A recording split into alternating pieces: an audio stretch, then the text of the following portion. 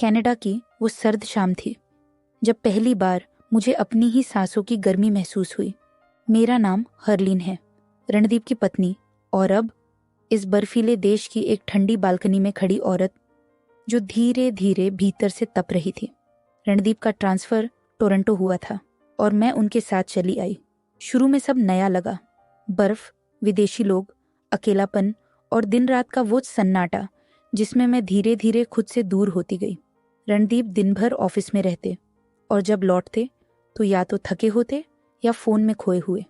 हम एक ही घर में रहते हुए अजनबी से हो गए थे और शायद तभी मेरी नज़र उस पर पड़ी। अर्जुन, हमारी बिल्डिंग में रहने वाला लड़का, मुझसे उम्र में छोटा, मगर उसकी आंखों में कुछ था, कुछ ऐसा जो सीधा दिल को भेद जाता। पहली बार जब उससे सामना हुआ, मैं ग्रोसरी लेकर लौट रही थी और बारिश में मेरी हील एक गड्ढे में फंस गई। गिरते ही जा रही थी कि किसी ने मेरी कमर थाम ली। पलटकर देखा, अर्जुन था। उसकी मुस्कुराहट और वो गर्म सांसें जो मेरी गर्दन तक पहुंच रही थी मुझे कुछ पल के लिए जड़ कर गई। उसने धीरे से कहा, भाभी, संभालिए खुद को। आप गिर जाती तो मैं उठाता कैसे? मैं कुछ कह नहीं पाई, बस एक हल्की मुस्कान के साथ घर की ओर बढ़ गई। लेकिन वो छुअन्न मेरे भीतर गूंजती रही। उसके बाद अर्जुन का बहाने से मेरे घर आना शुरू हो गया। कभी दूध खत्म हो गया तो कभी चाय पीने का मन किया। मैंने खुद को समझाया, ये सिर्फ तमीज़दार पड़ोसी है। लेकिन फिर एक शाम जब रणदीप किसी ऑफिस ट्रिप पर गए हुए थे, अर्जुन दरवाजे पर आया, हाथ में वाइन और स्ट्रॉबेरी। मैंने दरवाज़ा खोला तो वो बस मुझे देखता रहा, जैसे निगाहों से ही मुझे खोल देना चाहता हो। मैंने हंसते हुए कहा, आज क्या स्पेशल है? वो मुस्कराया और बोला, आप, आज सिर्फ आप। उसने एक घूंट वाइन अपने मुंह में लिया और फिर मेरे होठों पर उड़ेल दिया। उसकी जीभ मेरे मुंह में उतर गई। मैं कांप रही थी, डर, उत्तेजना और एक अजीब सी प्यास जो मैं खुद नहीं पहचान पा रही थी। मेरी साड़ी का पल्लू कब फिसला और मैं उसकी गोद में कब गिर गई, पता ही नहीं चला। मैंने रुकने की कोशिश की, मगर मेरे होंठ पहले ही उसके मुंह में उतर चुके थे। मेरी साड़ी कब कमर से ढलकी और मेरी सांस कब उखड़ी, कुछ पता नहीं चला। उस रात उसने मेरी सारी सीमाएं तोड़ दी, कभी जमीन पर, कभी दीवार से टिकाकर, और जब मैं थककर हाँफ रही थी, उसने मुझे किचन के स्लैब पर चढ़ा लिया। भाभी, वो हंसते हुए बोला, इस स्लैब पर खाना नहीं, सिर्फ आपको परोसा जाना चाहिए। उसने मेरी जांघों को फैलाया और जीभ को वहां उतार दिया जहां मेरा नाम तक थम जाता था। मैं कांप रही थी, मुंह से आवाजें निकलने लगी। अर्जुन, प्लीज रुको। नहीं। लेकिन सच ये था कि मैं चाहती थी वो न रुके। उसने मेरी चीख को अपनी जीभ से दबा दिया और मेरा पूरा जिस्म उसके होठों में सिमटता चला गया। उस रात हमने खुद को कई बार खोया, सोफे पर, जमीन पर और दीवार से टिककर। अर्जुन की हर सांस मेरे जिस्म पर जलती रही और मैं उस जलन में खुद को भुला बैठी। इसके बाद हम रुक नहीं सके। जब जब रणदीप बाहर होते, अर्जुन आता, कभी मेरी रसोई में, कभी मेरे कमरे में और एक बार बाथरूम में। उस रात मैं मेहमानों के लिए खाना बना रही थी और अर्जुन पीछे से आया, धीरे से मेरे कान में फुसफुसाया, भाभी, मैं तुम्हारे बिना मर जाऊंगा। मैंने घबराकर डांटा, पागल है क्या, अभी सब बाहर है। वो मुस्कुराया और चला गया। लेकिन थोड़ी देर बाद जब मैं बाथरूम गई, अचानक दरवाजा खुला और वो अंदर आ गया। उसने मेरा मुंह बंद किया और कहा, बस 2 मिनट प्लीज। उसकी जीभ मेरी जांघों पर दौड़ने लगी और मैं कसमसाने लगी। उसने मेरी चीख को चूम कर बंद कर दिया। मैं जानती थी ये पाप है, लेकिन उस पाप में जो स्वाद था वो मुझे छोड़ नहीं रहा था। एक रात जब रणदीप सो चुके थे, अर्जुन ने मैसेज किया, बालकनी में आओ। मैं चुपचाप उठी और बाहर गई।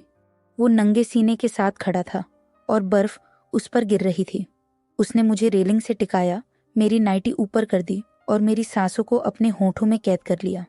उस रात बर्फ गिरी थी, लेकिन मैंने आग में खुद को झोंक दिया था। एक रात अचानक अर्जुन मेरे पास आया, बदहवास, थका हुआ, जैसे कोई बड़ा बोझ लिए चला आया हो। उसकी आंखों में डर था, पर होठों पर एक अजीब सी सच्चाई थरथरा रही थी। भाभी, एक बात बताऊं? मैंने पूछा, क्या हुआ? वो बोला, रणदीप सर, मेरे चाचा है, मेरे पापा के कजिन। मेरे पैरों तले जमीन ही खिसक गई, जैसे किसी ने मेरे पूरे जिस्म से जान निकाल दी हो। मैं उस रात देर तक चुप बैठी रही। अर्जुन चला गया और फिर कभी नहीं लौटा। ना फोन, ना मैसेज, ना कोई चिट्ठी। वो जैसे मेरी जिंदगी से गायब हो गया। रणदीप को कुछ भनक भी नहीं लगी और मैं हर दिन रणदीप के साथ एक बिस्तर पर लेटती रही, मगर आंखें हमेशा अर्जुन को ही ढूंढती रही। उसकी जीभ का स्वाद, उसकी सांसों की आग, सब कुछ मेरी रगों में जिंदा था। 1 साल बीत गया। मैंने खुद को अर्जुन की यादों से काटने की बहुत कोशिश की, पर नाकाम रही। और फिर एक रात दरवाजे पर दस्तक हुई। दिल जोर से धड़कने लगा। मैंने दरवाजा खोला और वहां खड़ा था वो, अर्जुन। चेहरे पर हल्की दाढ़ी थी, आंखों में एक अजीब गहराई, जैसे एक तूफान फिर से लौट आया हो। लेकिन होंठ अब भी वैसे ही गर्म। भाभी, उसने कहा, क्या आप अब भी मुझे महसूस करती हैं? मेरे होंठ कांप उठे। मैंने दरवाजा बंद करने की कोशिश की, लेकिन उसने मुझे अपनी बाहों में भर लिया। इस बार मैं गया नहीं, आपको लेने आया हूं। लेकिन उस रात जब मैं बिस्तर पर लेटी अपने गुनाहों की गर्म सांसों को याद कर रही थी, तभी मोबाइल की स्क्रीन चमकी। Unknown sender. मैंने मैसेज खोला। एक वीडियो था। मैंने जैसे ही प्ले किया, मेरी सांस रुक गई। वीडियो की शुरुआत अंधेरे से होती है, फिर धीरे धीरे अर्जुन का चेहरा सामने आता है। उसकी आंखों में वही भूख, वही शैतानी मुस्कान, और फिर मैं दिखाई देती हूँ। साड़ी आधी उतर चुकी थी, बाल बिखरे हुए थे, मेरी टांगें उसकी गोद में, और मेरी सांसें इतनी तेज थीं कि लगता था कोई तूफान आ रहा है। वो मुझे चूमते हुए कह रहा था, भाभी, आज तुम्हारे होठों का स्वाद कुछ अलग है, जैसे तुम्हारे जिस्म में आग ज्यादा भर गई हो। मेरी आंखें आधी बंद थीं और मैं उसकी जबान को अपनी गर्दन से नीचे खिसकते हुए महसूस कर रही थी। फिर अगले फ्रेम में मैं बालकनी में थी, रेलिंग से झुकी हुई, और अर्जुन मुझे पीछे से थामे हुए। मेरी चीखें कैमरे के माइक्रोफोन में भरती जा रही थी। हाँ अर्जुन, और वो सब कुछ रिकॉर्ड हो चुका था। मेरे हाथ कांपने लगे। मोबाइल मेरे हाथ से गिरते गिरते बचा। अगले ही पल एक मैसेज आया, अगर तुमने मुझे छोड़ा या रणदीप को कुछ बताया, ये वीडियो वायरल हो जाएगा। तुम्हारी साड़ी से लेकर तुम्हारी सिसकी तक अब मेरे पास है। मैंने कांपते हाथों से अर्जुन को कॉल किया। तुमने ऐसा कैसे किया अर्जुन? मैं तुम्हें प्यार करती थी। मेरी आवाज भीग चुकी थी। वो हंसा। वो हंसी थी जो किसी शिकारी को आती है जब शिकार बिल्कुल उसके पैरों में हो। प्यार नहीं भाभी, तुम सिर्फ जिस्म नहीं थी, तुम एक खेल थी, और अब वो खेल मैं जीत चुका हूं। तुम मेरी गुलाम हो। अब जब कहूंगी तभी सांस लोगी। फोन कट हो गया। मैं कमरे के बीचों बीच खड़ी थी, बिना कपड़ों के, सिर्फ चुप्पी ओढ़े हुए।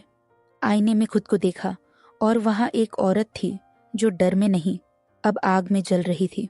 मैंने उसे मैसेज किया, आज रात आओ अर्जुन, आज मैं पूरी तरह तुम्हारी हूं। बुरी औरतें आखिरी बार बहुत अच्छा करती हैं। उसने जवाब दिया, बस साड़ी लाल हो, बाकी मैं सब उतार दूंगा। मैंने उसे बुलाया, उसी गर्मजोशी के अंदाज में। मेकअप किया, वाइन खोली, अपनी सबसे बोल्ड साड़ी पहनी। जब वो आया तो मैंने उसकी आंखों में देखा और कहा, आज मैं पूरी तरह तुम्हारी हूं, आखिरी बार। वो मुस्कुराया, जैसे जीत उसकी थी। लेकिन वाइन में जो मैंने मिलाया था, उसने उसे कुछ ही मिनटों में बेहोश कर दिया। मैंने उसका फ़ोन लिया, वीडियो डिलीट किए, उसकी कॉपी फॉर्मेट की, और फिर उसे एक कंबल में लपेटकर बाहर छोड़ आई। अगली सुबह वो गायब था, हमेशा के लिए।